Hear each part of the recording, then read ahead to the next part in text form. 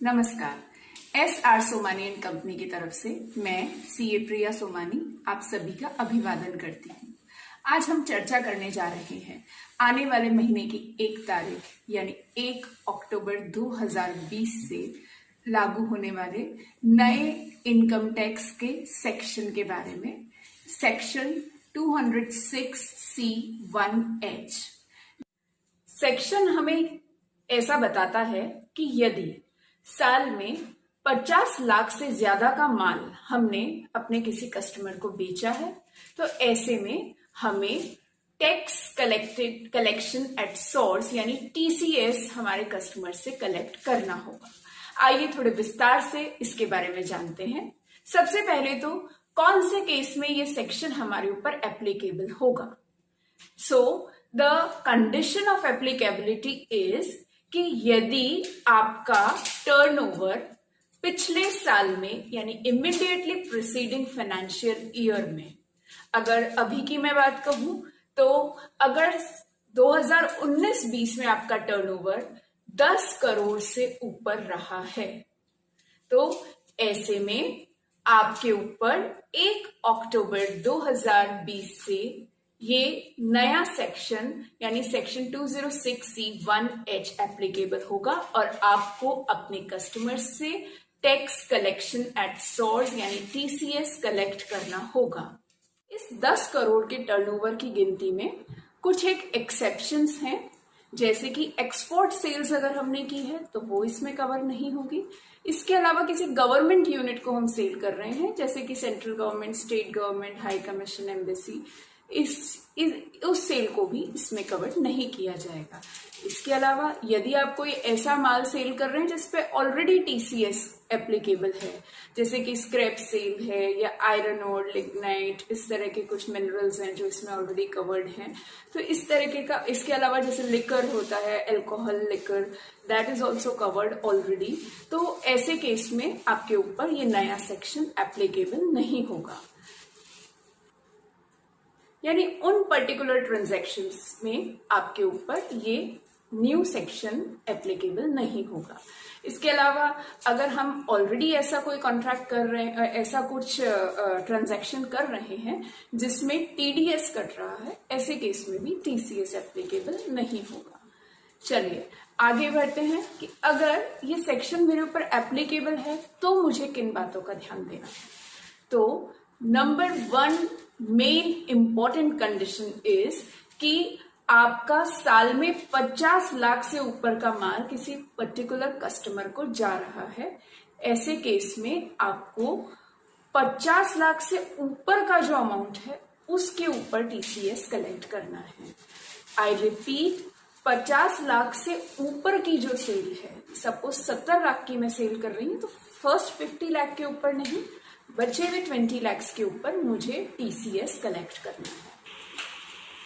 Another important thing कि ये जो हमारा टैक्स कलेक्ट होगा वो इंक्लूसिव ऑफ GST वाले अमाउंट पे होगा, यानी अगर GST एप्लीकेबल है तो the amount has to be inclusive of GST को इंक्लूड करते हुए ये अमाउंट हम गिनती करेंगे। तीसरी बात, थर्ड थिंग जो हमें ध्यान रखनी है कि ये जो 50 लाख की गिनती है ये हम 1 अप्रैल 2020 से ही स्टार्ट कर देंगे, यानी कि पूरे ईयर का ही हम कंसिडर करेंगे। चाहे सेक्शन अक्टूबर से एप्लीकेबल हो रहा है लेकिन इसकी गिनती 1 अप्रैल से ही चालू हो जाएगी। अब इसमें ध्यान रखने की बात, एक जो बहुत इम्पॉर्टेंट बात है वो ये है कि ये TCS on receiving of consideration applicable है, यानी कि सपोज मैंने सिर्फ बिल बनाया है अभी और अभी अमाउंट रिसीव नहीं हुआ है तो ऐसे में मुझे टैक्स कलेक्ट नहीं करना है। लेकिन यदि मेरा अमाउंट रिसीव हो गया है और अभी तक इनवॉइस नहीं बना है देन ऑल्सो मुझे ये TCS कलेक्ट करना है। तो ये बहुत ध्यान देने की बात है कि at the time of receiving of consideration वो हमें बहुत खास ध्यान देना है।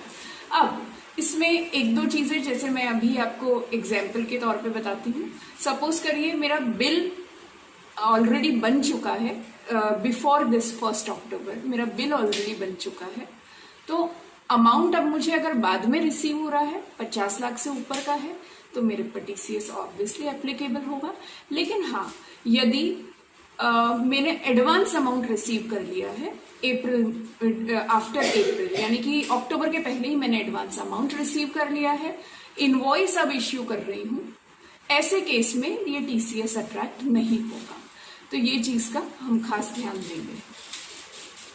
इन शॉर्ट, अगर एप्लीकेबिलिटी की सारी कंडीशंस फुलफिल हो रही है तो 1 अक्टूबर के बाद आए हुए अमाउंट पर ही ये टीसीएस लागू होगा। ये चीज हमें ध्यान देनी है।